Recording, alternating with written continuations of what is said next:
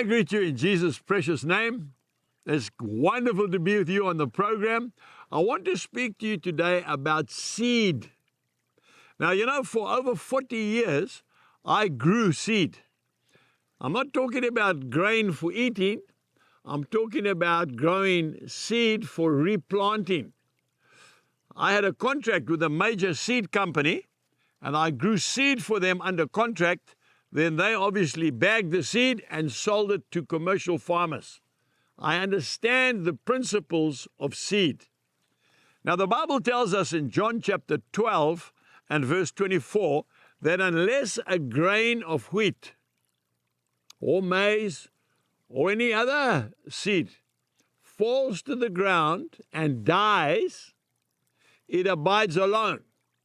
But if it dies, it bears much grain. Now, we had a Mighty Men conference many years ago called Dying to Live. It's going to be the greatest paradox that you've ever heard. How can a person live if he dies? That is exactly what Jesus is saying. In order to live, you must die. The old man must go under the water. That's why we get baptized, so that the new man can come up.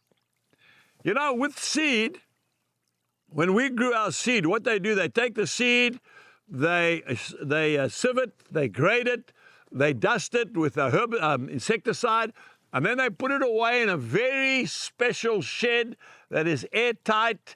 The temperature is controlled. You can keep seed in a shed like that for years and years. But you know something? It never grows. It stays sterile and it stays on its own. That's what Jesus says. Unless a grain of wheat falls to the ground and dies, it abides alone.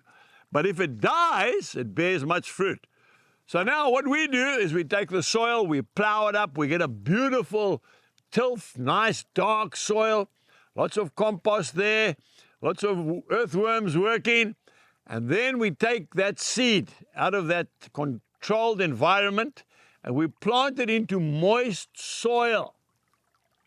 And after 2 or 3 weeks, early in the morning, I used to love seeing it. I'd get up early and I'd just see these faint green lines coming through the earth. A brand new crop growing. New life. Life that came through death. That seed had to die in order to bear a new crop. We have to die to live. You can't live if you don't die to self. And the good news is that seed produces an abundant crop. I'm talking about a maize plant. A maize plant will produce 1 or 2 cobs on its stalk, and each cob will have maybe 300-400 seeds from one pip, one seed. Now, you and I need to do the same. If we live for ourselves, we will die by ourselves. Often I go to an old age home, and I'll see an old gentleman or an old lady sitting all by themselves, no visitors, no friends, and I feel so heart sore until the people say to me, that man or that woman doesn't want to speak to anybody, they don't want to have anything to do with anyone. They've always been on their own. They have no family. They're not interested in family. They are on their own. Then I get another old lady and old gentleman, and the children and grandchildren and great-grandchildren are pouring in. Why?